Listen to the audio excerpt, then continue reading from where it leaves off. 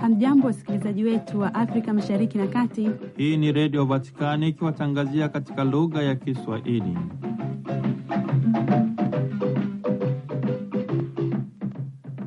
Karibu ndugu msikilizaji wa Radio Vatikani popote pale ulipo, wakati huu ninapokutandazia mkeka wa matangazo yetu kwa habari zifuatazo. Baba Mtakatifu Leo wa 14 anasema amepokea taarifa ya kifo cha Kardinali Julio Duarte Langa, askofu mstaafu wa jimbo Katoliki la Xai-Xai nchini Msumbiji, kilichotokea Jumatatu tarehe 3 Agosti 2026 huko Maputo, akiwa na umri wa miaka 98 tangu alipozaliwa.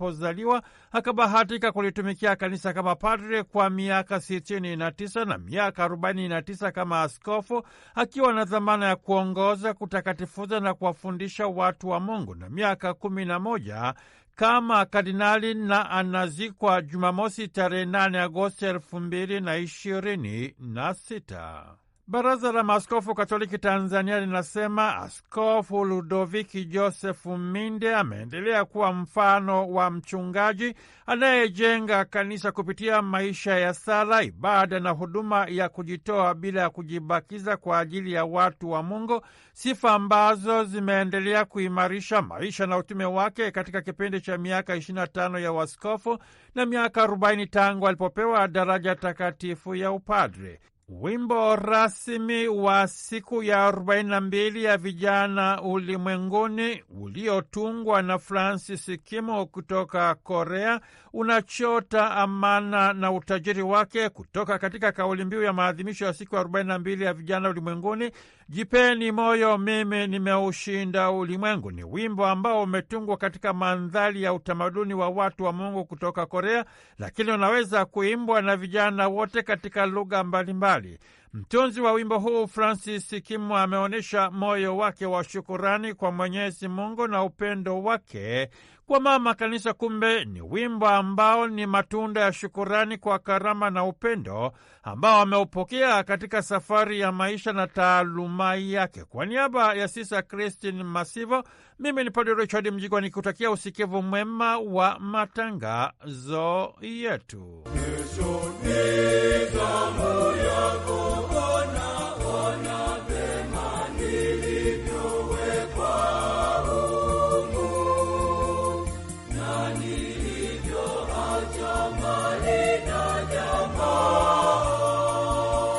Ndugu msikilizaji wa Radio Vatikani, Baba Mtakatifu Leo wa 14 anasema amepokea kwa masikitiko na majonzi makubwa taarifa za kifo cha Kardinali Julio Duarte Langa, askofu mstaafu wa jimbo Katoliki la Xai-Xai nchini Msumbiji, kilichotokea Jumatatu tarehe 3 Agosti 2026 huko Maputo, akiwa na umri wa miaka 98 tangu alipozaliwa. Akabahatika kulitumikia kanisa kama padri kwa miaka 69 na miaka 49 kama askofu, akiwa na dhamana ya kuongoza, kutakatifuza na kuwafundisha watu wa Mungu, na miaka 11 kama kardinali. Baba Mtakatifu Leo wa 14 katika salamu zake za rambirambi alizomwandikia askofu mkuu mstaafu Francisco Chimoyo wa jimbo kuu la Maputo na msimamizi wa kitume wa jimbo Katoliki la Xai-Xai nchini Msumbiji, anasema anapenda kuonyesha ukaribu wake katika maisha ya kiroho kwa Baraza la Maaskofu Katoliki Msumbiji, kwa familia ya marehemu ya Kardinali Langa, kwa jimbo Katoliki la Xai-Xai na kwa nchi nzima ya Msumbiji inayoomboleza kwa kumpoteza mchungaji wake mashuhuri aliyekuwa mwaminifu kwa Kristo Yesu, Bwana na mwalimu. Akajifunza kutoka kwake sanaa ya ujenzi wa ujirani mwema katika maisha na utume wake na kuchunga roho za waamini.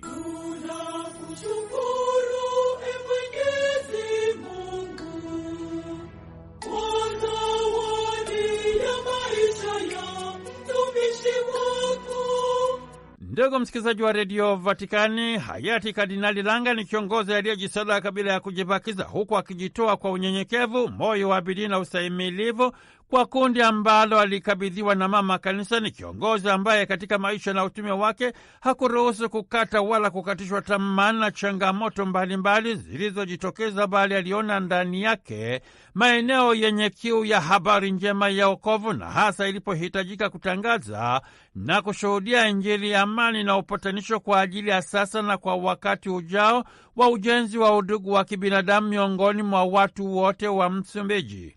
Baba Mtakatifu Leo wa 14 anasema katika kipindi hiki cha majonzi na huzuni kubwa, lakini zaidi sana ni muda wa imani na matumaini katika ufufuko wa wafu na maisha ya uzima wa milele. Ni kipindi cha kumtukuza Mwenyezi Mungu kwa maisha marefu aliyomkirimia Kardinali Langa, askofu mstaafu wa jimbo Katoliki la Xai-Xai, kwa neema ya daraja ya upadre kwa miaka 69, miaka 49 kama askofu na miaka 11 kama kardinali katika huduma kwa watu wa Mungu nchini Msumbiji na kwa kanisa zima.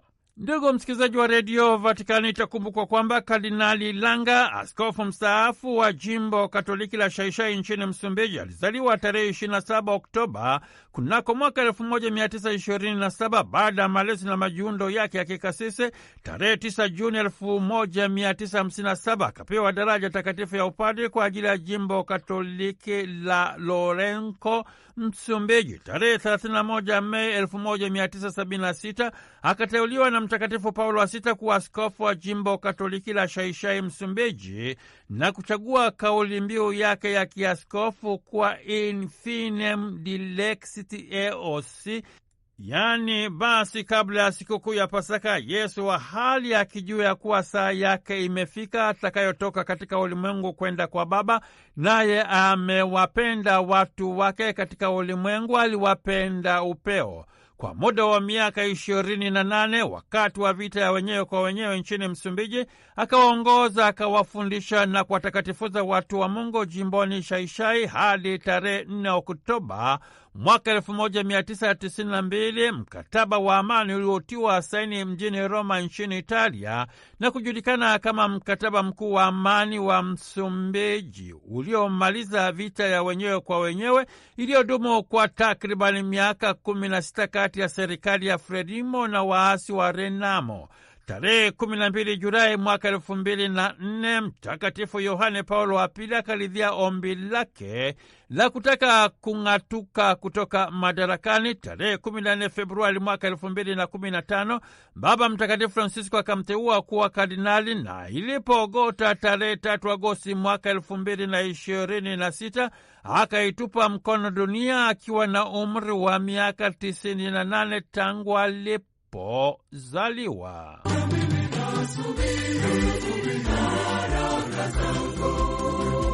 Nasubiri baraka kutoka kwako, nasubiri nami unibariki. Ee Mungu wangu nakuomba. Ndugu msikilizaji wa redio Vatikani, Askofu Antoni Lagwen wa jimbo Katoliki Mbolo nchini Tanzania amesema jubilei ya miaka 25 ya uaskofu wa Mhashamu Askofu Ludoviki Joseph Minde wa jimbo Katoliki Moshi ni wakati wa kumshukuru Mwenyezi Mungu na kanisa kwa zawadi ya mchungaji aliyejitolea kwa uaminifu katika kulitumikia taifa la Mungu kupitia huduma ya kichungaji, malezi ya imani na uongozi wenye maono. Akihubiri katika ibada ya misa takatifu ya kilele cha jubilei hiyo iliyofanyika katika kanisa la Kristo Mfalme jimbo Katoliki Moshi, Askofu Lagwen amesema maisha ya Askofu Minde ni ushuhuda wa namna ambavyo Mwenyezi Mungu anavyomwandaa na kumkuza mtumishi wake hatua kwa hatua kwa ajili ya kulijenga kanisa. Mwenyezi Mungu amemjalia Baba Askofu Minde zawadi nyingi: zawadi ya uhai, zawadi ya imani, zawadi ya wito wa kipadi na hatimaye huduma ya uaskofu. Leo tunamshukuru Mwenyezi Mungu kwa namna alivyoitikia wito huo kwa uaminifu na kuendelea kuwatakatifuza watu wake, amesema Askofu Lagwen. Amesema jubilei hii si ya Askofu Minde peke yake, bali ni sherehe ya Jimbo Katoliki Moshi, kanisa la Tanzania na waamini wote waliofaidika na huduma yake kwa kipindi cha miaka 25 ya uaskofu na miaka 40 ya daraja takatifu ya upadri, huduma yenye matunda ya kiroho na maendeleo endelevu ya binadamu. Askofu Lagwen amewataka waamini kumhimidi Mwenyezi Mungu kwa matunda yaliyoonekana katika maisha na utume wa Askofu Minde tangu alipokuwa askofu wa Jimbo Katoliki Kahama hadi sasa akiwa Jimbo Katoliki Moshi. Alisema huduma yake imejengwa juu ya mshikamano, ushirikiano wa kisinodi na kimisionari na kujitoa kwa dhati kabisa katika kuimarisha maisha ya sala, ibada, malezi ya waamini pamoja na maendeleo endelevu ya taasisi za kanisa. Aidha, ameeleza kwamba juhudi hizo zimeonekana katika miradi mbalimbali ya kichungaji na maendeleo, ikiwemo uzinduzi wa nyumba ya maaskofu uliofanyika kuelekea maadhimisho ya jubilei hiyo. Kauli mbiu iliyomwilishwa kwa matendo, Askofu Lagweni alisema ni kauli ya uaskofu wa Askofu Minde isemayo, ndipo nilipokuja kuyafanya mapenzi yake, imejidhihirisha wazi katika maisha na huduma yake. Alibainisha sifa 5 zilizomtambulisha Askofu Minde katika kipindi chake cha utume, ambazo ni utayari wa kuitikia mapenzi ya Mwenyezi Mungu, uvumilivu na unyenyekevu katika kubeba majukumu ya shughuli za kichungaji, moyo wa sala na ibada wenye upendo mkubwa kwa Ekaristi Takatifu na Bikira Maria, moyo wa kujitoa kwa kanisa bila ubinafsi, pamoja na uwazi na unyoofu katika uongozi wake. Kwa mujibu wa Askofu Lagwen, hata wakati wa changamoto za kiafya, Askofu Minde ameendelea kuonyesha ujasiri, matumaini na uaminifu katika kutekeleza wajibu wake wa kichungaji. Ni mchungaji anayependa ubora katika kila jambo. Anapojenga anataka ubora, anapolea watumishi wa kanisa anatamani ubora, na hata katika utendaji wake ameonyesha kujitoa bila ya kujibakiza kwa ajili ya huduma kwa watu wa Mungu. Maadhimisho ya jubilei ya miaka 25 ya uaskofu wa Askofu Ludoviki Minde yamewakutanisha maaskofu, mapadi, watawa na maelfu ya waamini kutoka ndani na nje ya Tanzania kumshukuru Mwenyezi Mungu kwa neema ya maisha na huduma ya Askofu Minde, ambaye ameendelea kuwa mfano wa uongozi wa sala, unyenyekevu, wazi na huduma yenye kujitoa kwa ajili ya kanisa na jamii. Mafanikio haya niliyo nayo si kwa maombi yangu mwenyewe, bali kwa maombi ya wengi wanaoniombea. Ndugu msikilizaji wa redio Vatikani, Askofu Wolfgang Pisa, rais wa Baraza la Maaskofu Katoliki Tanzania, amesema Askofu Ludoviki Joseph Minde ameendelea kuwa mfano wa mchungaji anayejenga kanisa kupitia maisha ya sala, ibada na huduma ya kujitoa kwa watu wa Mungu bila ya kujibakiza, sifa ambazo zimeendelea kuimarisha maisha na utume wake katika kipindi cha miaka 25 ya uaskofu. Akitoa salamu za pongezi kwa niaba ya Baraza la Maaskofu Katoliki Tanzania wakati wa ibada ya misa takatifu, kilele cha jubilei ya miaka 25 ya uaskofu wa Askofu Ludoviki Minde katika kanisa kuu la Kristo Yesu Mfalme, Jimbo Katoliki Moshi, Askofu Pisa amesema jubilei hiyo ni tukio la kumshukuru Mwenyezi Mungu kwa neema ya maisha, wito na huduma ya Askofu Minde, ambaye pia ametimiza miaka 40 ya daraja takatifu ya upadre. Askofu Pisa amesema mojawapo ya mambo makubwa yanayomtambulisha Askofu Minde ni msisitizo wake katika maisha ya sala, akieleza kwamba jukumu la kuwa askofu si kusimamia maendeleo ya miundo mbinu pekee, bali kuongoza, kuwatakatifuza na kuwafundisha waamini kuelekea utakatifu. Alisema mfano wa Askofu Minde unaokumbusha maaskofu na watumishi wote wa kanisa umuhimu wa kutenga muda wa kuwa karibu na Mwenyezi Mungu kwa njia ya sala, akimrejea Kristo Yesu ambaye mara nyingi alijitenga na umati ili kusali. Askofu Minde ametukumbusha kwamba hata katikati ya majukumu mengi tunapaswa kutafuta muda wa kusali na kuimarisha uhusiano wetu na Mwenyezi Mungu. Baraza la Maaskofu Katoliki Tanzania linamshukuru na kumpongeza Askofu Minde kwa kuwa ameonyesha mfano wa uongozi unaojengwa katika kujitoa bila ya kujibakiza, unyenyekevu na utayari wa kuwahudumia wengine. Katika hatua nyingine, Askofu Pisa amewapongeza waamini wa Jimbo Katoliki Moshi kwa kuendelea kuishi imani yao kwa vitendo, kwa mchango wao katika kutoa watumishi wengi wanaohuduma katika taasisi mbalimbali za kanisa nchini Tanzania. Alibainisha kwamba mapadri kutoka Jimbo Katoliki Moshi wanaohudumia katika taasisi za Baraza la Maaskofu ni ishara ya ukomavu wa imani na moyo wa kimisionari unaoendelea kuimarisha utume wa kanisa nchini Tanzania. Akihitimisha salamu zake, Askofu Pisa alimtakia heri na baraka, afya njema, nguvu na neema ya kuendelea kutimiza mapenzi ya Mungu katika huduma yake ya kichungaji. Ndugu msikilizaji wa redio Vatikani, Askofu Rogatus Kimario wa Jimbo Katoliki Same amesema jubilei ya miaka 25 ya uaskofu wa Ludoviki Minde ni tukio la neema kwa Jimbo Katoliki la Moshi, majimbo ya Kahama na kanisa lote la Tanzania, kutokana na mchango wake mkubwa katika uinjilishaji wa kina unaogusa mahitaji ya mtu mzima kiroho na kimwili, pamoja na uongozi makini wa shughuli za kichungaji. Askofu Rogati ameyasema hayo katika masifu ya jioni kuelekea kilele cha jubilei ya miaka 25 ya uaskofu wa Mhashamu Ludoviki Minde iliyofanyika katika kanisa kuu la Kristo Mfalme, Jimbo Katoliki Moshi. Ndugu msikilizaji wa redio Vatikani, Askofu Ludoviki Josefu Minde ana haya ya kusema. Mimi nimesha kufa mara 2 na nikarudi kwa muujiza.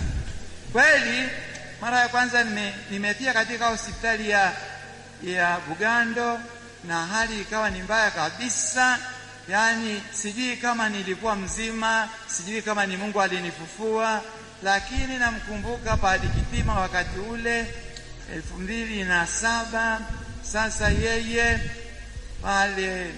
pale Sauti ni mwalimu na ni mkuu wa chuo.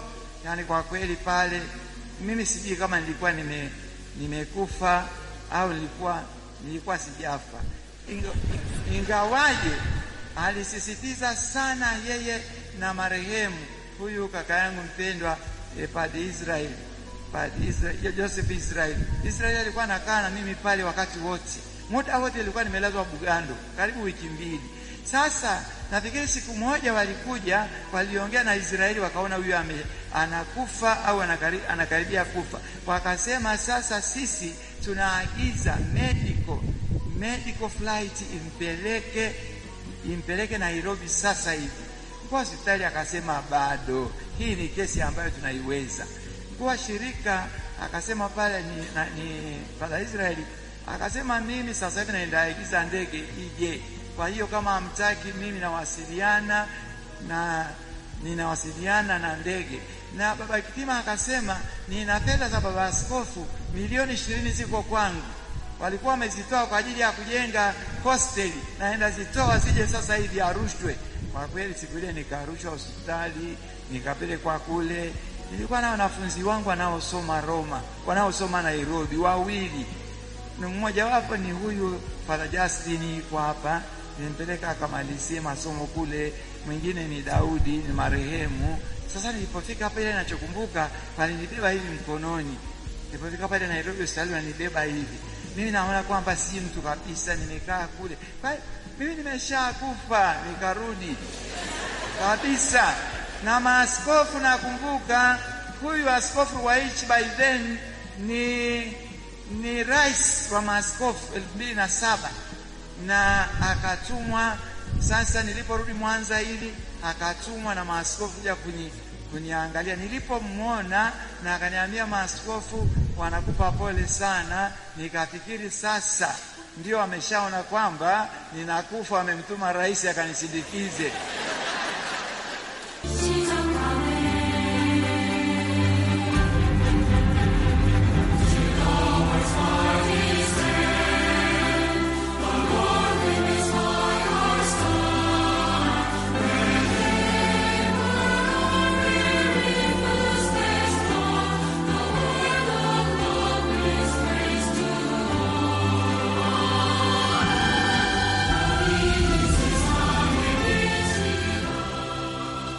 Ndugu msikilizaji wa redio Vatikani, mara baada ya maadhimisho ya jubilei ya mwaka 2025 ya Ukristo kwa vijana wa kizazi kipya yaliyonogeshwa na kauli mbiu vijana mahujaji wa matumaini, Baba Mtakatifu Leo wa 14 alitangaza kwamba maadhimisho ya siku ya vijana ulimwenguni kwa mwaka 2027 jimbo kuu la Seoul, Korea ya Kusini, yataanza kutimua vumbi kuanzia tarehe 3 hadi tarehe 8 Agosti 2027 na kwamba maadhimisho haya yananogeshwa na kauli mbiu jipeni moyo, mimi nimeushinda ulimwengu.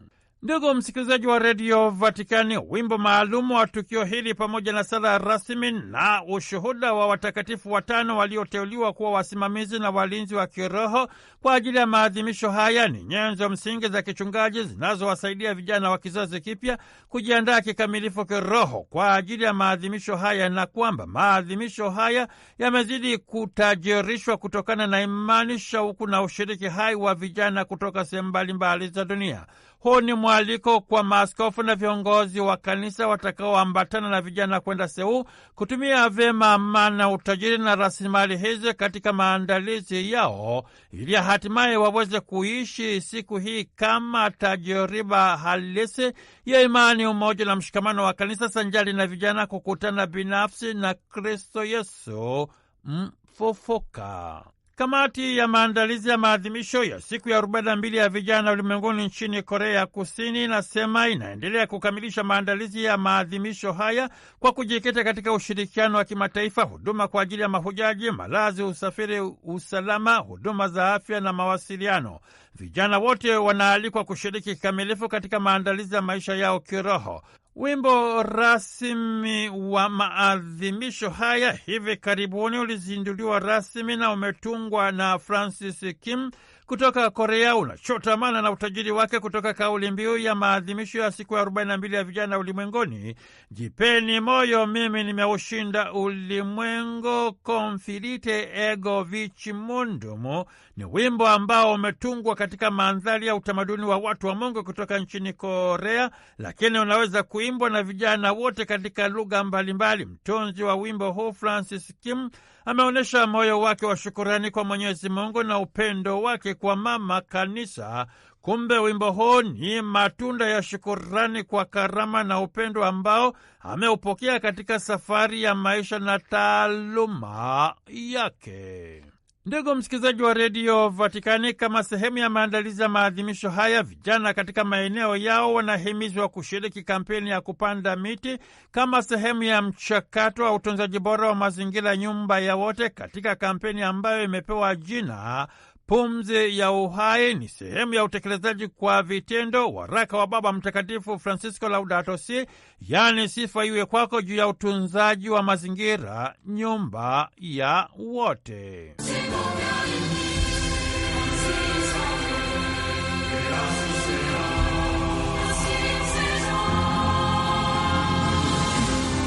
Ndugu msikilizaji wa redio Vatikani, Askofu Mkuu Peter Chung-Sung Take wa jimbo kuu la Seoul, ambaye pia ni rais wa Baraza la Maaskofu Katoliki Korea, anasema maadhimisho ya siku ya 42 ya vijana ulimwenguni ni tukio la matumaini, ushuhuda wa upendo, ukarimu na mshikamano wa udugu wa kibinadamu. Vijana Korea kuanzia tarehe 29 Julai hadi tarehe 2 Agosti 2027 watashiriki maadhimisho ya siku ya vijana katika ngazi ya kijimbo kama sehemu muhimu ya ushuhuda wa vijana na watu wa Mungu katika majimbo yao, ili hatimaye waweze kuitamadunisha Injili ambayo kimsingi ni mchakato wa uinjilishaji wa tamaduni na utamadunisho wa Injili unaoiwezesha habari njema ya Kristo Yesu kuingia na kupenyeza mizizi yake katika tamaduni mbalimbali, kikubali, kisafisha na kuipatia maana mpya bila kuharibu utambulisho wa watu mahalia. Lengo ni kufanya Injili ya Kristo Yesu uwe ni ujumbe unaozungumza lugha na uzoefu wa watu wa Mungu nchini Korea. Signis Africa, chama cha Wakatoliki cha wataalamu wa vyombo vya habari, kimeanzisha bodi mpya ya wakurugenzi. Kwa mara ya kwanza tangu kuanzishwa kwake mwaka 2001, wanawake ndio wengi katika bodi hiyo. Uchaguzi huo ulifanyika kando ya kongamano la dunia la Signis lililofanyika Kigali, Rwanda, kuanzia tarehe 3 hadi 8 Agosti 2026. Padre Fedele Mutabazi kutoka Rwanda wa jimbo kuu la Kigali alichaguliwa kuwa rais mpya wa Cygnus Africa. Padre Mutabazi, mkurugenzi mtendaji wa gazeti la kanisa la Kinyamateka na mkurugenzi wa mawasiliano wa mkutano wa maaskofu wa Rwanda, anachukua nafasi ya Padre Profesa Walter Chikwedu Ihejirika kutoka Nigeria na msomi mashuhuri ambaye amekamilisha mihula yake miwili ya kikatiba. Bodi mpya na kamili ya Cygnus Africa pia inajumuisha mwenyekiti wa mtandao wa vyombo vya habari vya Kikatoliki Nairobi, Virginia Kabugu, ambaye alichaguliwa kuwa makamu wa rais mpya wa Cygnus Africa.